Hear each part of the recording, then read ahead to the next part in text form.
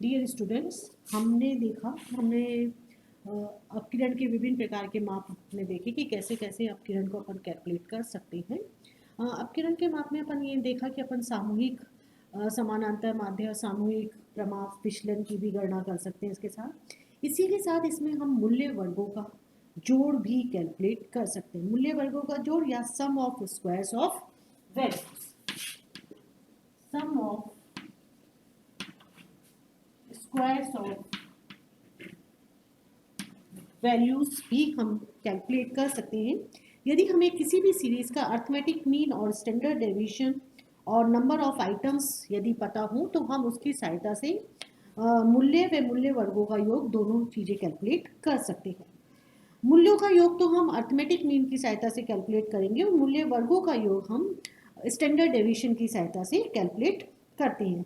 तो इसके लिए हम एक सिंपल फॉर्मूला यूज करते हैं। Standard deviation is equal sigma X square upon N minus X bar का होल स्क्वायर। हमारा फॉर्मूला होगा sigma X square upon N minus X bar का होल स्क्वायर। और यदि हम इस फॉर्मूले से अंडर रूट को हटाना चाहते हैं तो हम इसको इस तरह से लिखेंगे, standard deviation square is equal to sigma X square upon N minus X bar का होल स्क्वायर।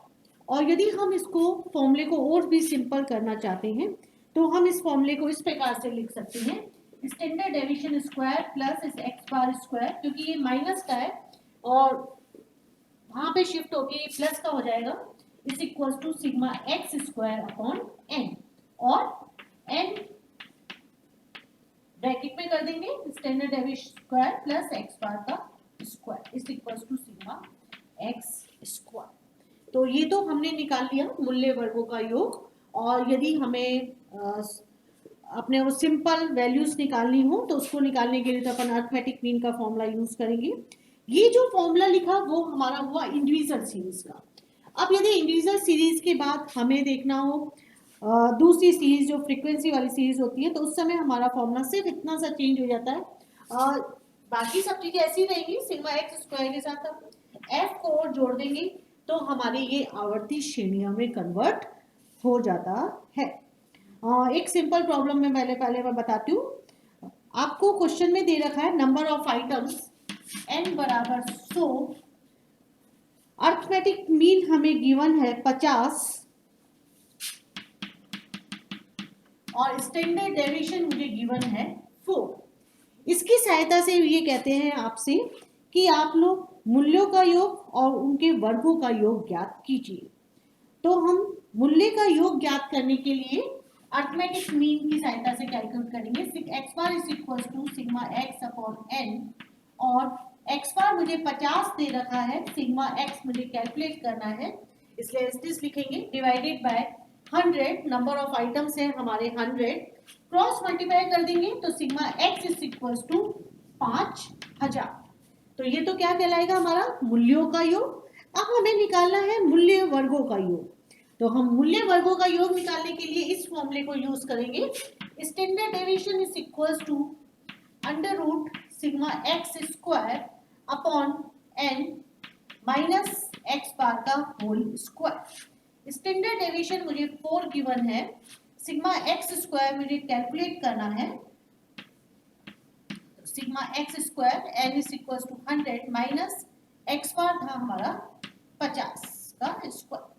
अंडर रूट हटाने के लिए मैं यहाँ पे स्क्वायर कर दूंगी इसको, 4 square sigma X square upon 100 minus 50 का स्क्वायर। 50 को हम 4 square plus 50 square is equal to sigma X square upon 100, cross multiply करेंगे 100 4 का स्क्वायर प्लस 50 का square is equal to sigma X square. So square कर लेंगे अपन 60 प्लस 2500, 50 का यदि अपन करेंगे स्क्वायर तो 2500 होगा सिग्मा एक्स स्क्वायर और ब्रैकेट 2516 इंटू 100 मल्टीप्लाई करने पे आएगा आपका 2,51,600 equal to sigma X square. तो तो हमारा सिग्मा एक्स का मतलब होता है मूल्यों का योग और मूल्य वर्गों का योग होगा हमारा 2,51,600। अब ये तो था सिंपल। अब इसमें कई बार ऐसा होता है कि हमें कोई भी अशुद्धि दे दी जाती है, तो उस समय जब भी कोई भी अशुद्धि होती है तो उसको हम यदि मूल्य के योग में से घटाना है तो सिंपल संख्या घटाई जाएगी, और यदि वर्गों में से घटाना है तो उस संख्या का स्क्वायर करके हम गलत संख्या को माइनस कर देंगे और सही संख्या को उसमें प्लस कर दिया जाता है। इस प्रकार से अशुद्धि का सुधार करा जाता है और उसके बाद करेक्ट अर्थमेटिक मीन और करेक्ट स्टैंडर्ड एमिशन हम कैलकुलेट कर सकते हैं।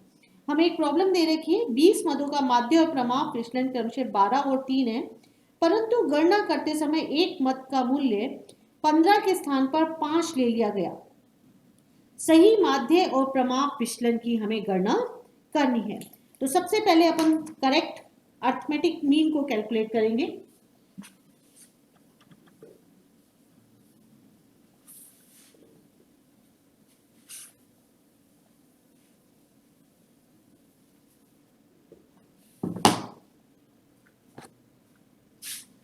क्वेश्चन में हमें गिवन है x बार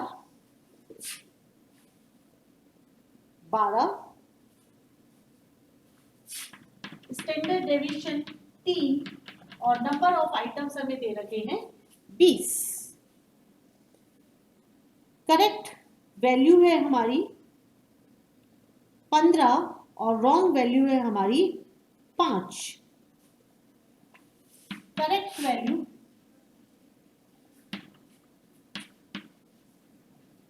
15 और रॉन्ग वैल्यू है हमारी 5। सबसे पहले हम अपना करेक्ट अर्थमेटिक मीन कैलकुलेट करेंगे। करेक्ट अर्थमेटिक मीन कैलकुलेट करने के लिए हमें निकालना पड़ेगा पहले रॉन्ग सिग्मा एक्स। तो हमारा फॉर्मूला होगा x bar is equal to sigma X upon N, और x बार है मेरा 12, सिग्मा एक्स कैलकुलेट करना है अपॉन 20, तो sigma X is equal to 240। अब इसमें से जो हमारी गलत संख्या है उसको पहले माइनस कर दीजिए। गलत संख्या थी मेरी 5 और सही संख्या थी 15, तो आपका ये टोटल हो जाएगा 250। और correct arithmetic mean is equals to sigma X upon N. Sigma X 250, अब एन हमारा 20 ही रहेगा क्योंकि हमने किसी भी संख्या को सिर्फ माइनस ही नहीं करा है, हमने एक संख्या को माइनस किया, एक संख्या को प्लस किया, तो हमारे टोटल में कोई फर्क नहीं आएगा, ये 20 ही रहेगा। और आपका अर्थमेटिक मीन हो गया 12.5। करेक्ट अर्थमेटिक मीन हुआ हमारा 12.5। इसी प्रकार से हम स्टैंडर्ड डेविएशन में सिग्मा एक्स स्क्वायर निकालेंगे। Sigma X square is equals to N standard deviation square plus X bar का स्क्वायर। पहले हम रॉन्ग सिग्मा एक्स स्क्वायर कर रहे हैं, इसलिए यहाँ पे हमें जो अर्थमेटिक मीन लेना पड़ेगा वो भी हमारा जो क्वेश्चन में गिवन है उसी को अपन लेके चलेंगे। हमारा sigma X square is equal to N 20, standard deviation हमें 3 दे रखा था, प्लस एक्स बार था हमारा 12 का square. Sigma X square is equal to 20 9 और 12 का निकालेंगे तो अपना होता है 144। Sigma X square is equal to 20 153 को 20 से अपन मल्टीप्लाई कर देंगे और हमारा ये टोटल आ जाएगा 3060। तो सिग्मा एक्स स्क्वायर हुआ हमारा 3060। अब इसमें से करेक्ट निकालेंगे हम। Correct sigma X square is equals to 3060। अब इसमें जो हमारी रॉन्ग वैल्यू है, रॉन्ग वैल्यू थी 5 का स्क्वायर माइनस किया जाएगा 5 का स्क्वायर, और जो करेक्ट वैल्यू होती है उसका भी हमें स्क्वायर ही प्लस करना पड़ेगा 15 का स्क्वायर। 3060 माइनस 25 प्लस 15 का यदि अपन स्क्वायर करते हैं तो ये होता है आपका 225 3060 plus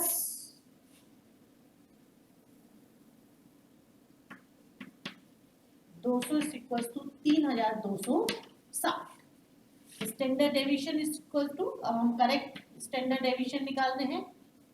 correct standard deviation is equal to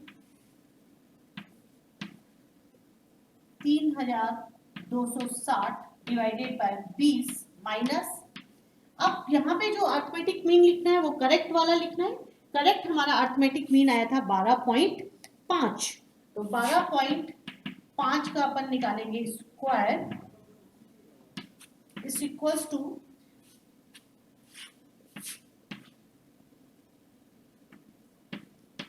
163 minus 12.5 का होल स्क्वायर। और यदि हम इस फॉर्मूले को आगे सॉल्व कर लेते हैं तो आपका आएगा 2.60,